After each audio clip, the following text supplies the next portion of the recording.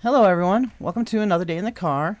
I'm Jules, and in this video I am looking at the document that was filed that supported limiting access to the arrest warrant affidavit. And so I'm going to look into the reasons why the defense wanted that affidavit sealed and the reasons why the judge agreed to keep it sealed. Before we get started, I'd like to ask you all to subscribe if you haven't already done so, like and share my videos, and as always, please comment. Now let's get going. First off, right here in the analysis section, it says, the defendant argues several substantial interests exist which support limiting access to the arrest warrant affidavit. And then it goes into stating what those interests are. There are 5 of them. The first one is preventing the release of inflammatory information contained in the affidavit.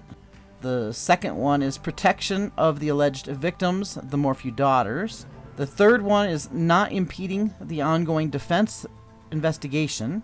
The fourth one is preventing a potential violation of this rule right here. So here's 3.8, and here we roll up on F. And it says, except for statements that are necessary to inform the public of the nature and extent of the prosecutor's action and that serve a legitimate law enforcement purpose, refrain from making extrajudicial comments that have a substantial likelihood of heightening public condemnation of the accused, unless such comments are permitted under Rule 3.6b or 3.6c, and exercise reasonable care to prevent investigators, law enforcement personnel, employees, or other persons assisting or associated with the prosecutor in a criminal case from making an extrajudicial statement that the prosecutor would be prohibited from making under Rule 3.6 or this rule.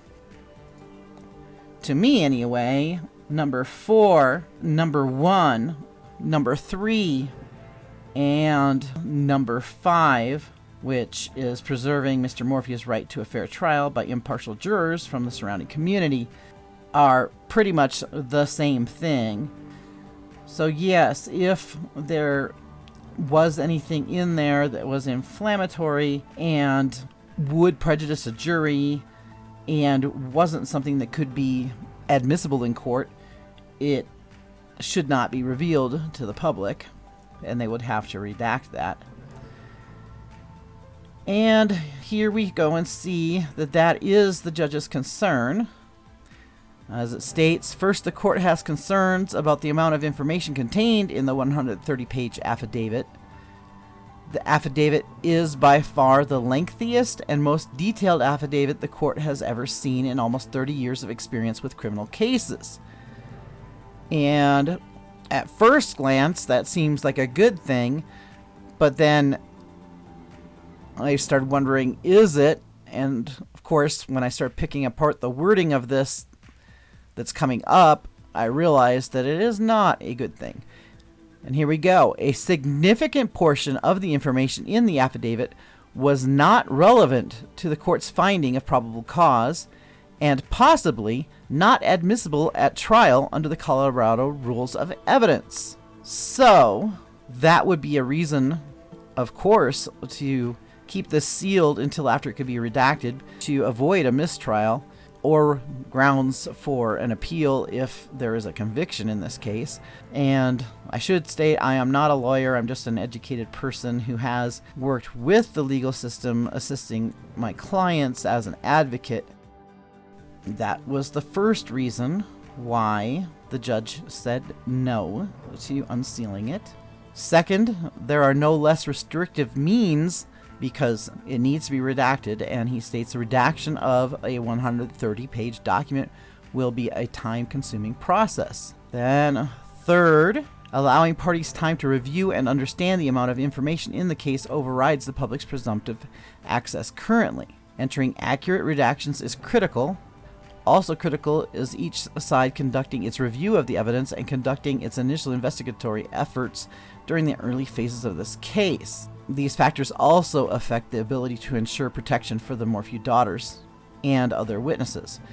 The Morphew daughters and other witnesses leads me to believe that the Morphew daughters are going to be called as witnesses, and then also states that the decision to keep it sealed is consistent with consideration of the pertinent factors discussed in Harris, which I have not looked up yet, but it states the privacy interests of the Morphew daughters, particularly as they first learn of Mr. Morphew's alleged involvement, and the parties and the public's interests in pursuing ongoing investigation without compromise.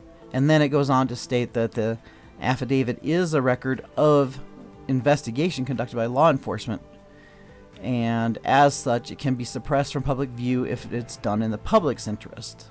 And it consists of numerous witnesses and circumstantial evidence, thus witness credibility will be at a premium. Then of course there's the risk of harassment and intimidation, etc. So yeah, it's to keep people safe. The defendant's argument is that the affidavit is unusual because it contains considerably more information than what would be sufficient to establish probable cause. So there's enough in it without all that extra stuff to establish probable cause, so it's not going to harm anything at all by redacting all the stuff that probably wouldn't stand up in a court of law. So it's no loss to us for that to get redacted, and eventually this affidavit that we're going to see is going to be a lot smaller than 130 pages. And here we go. The defendant's argument that the affidavit contains excessive information is bolstered by the inadmissibility of that information under the rules of evidence. So yeah, the fact that it contained excessive information that was not admissible, that was a concern, and so they do need to clean that up. And then the argument made by the defense in this case also is that the Victims' Rights Act supported sealing the affidavit, and it's the job of the prosecution and the court to assure that victims and witnesses to crimes are not harassed, intimidated, or abused. And they're agreeing at this time to keep the affidavit sealed in order to provide protection to the victims in this case. We don't want bad things happening to those girls. Basically, attacking the girls would go against what Suzanne would want anyway. And, you know, once I studied the whole thing, it makes sense. Court is in August, and we'll learn more at that time. And it's much better to be safe than sorry. It's much better to allow there to be a fair trial and make sure that justice is done for Suzanne, and also making sure that we don't have grounds for mistrial and we don't have grounds for an appeal if there is a conviction. Thank you for watching Another Day in the Car with Jules.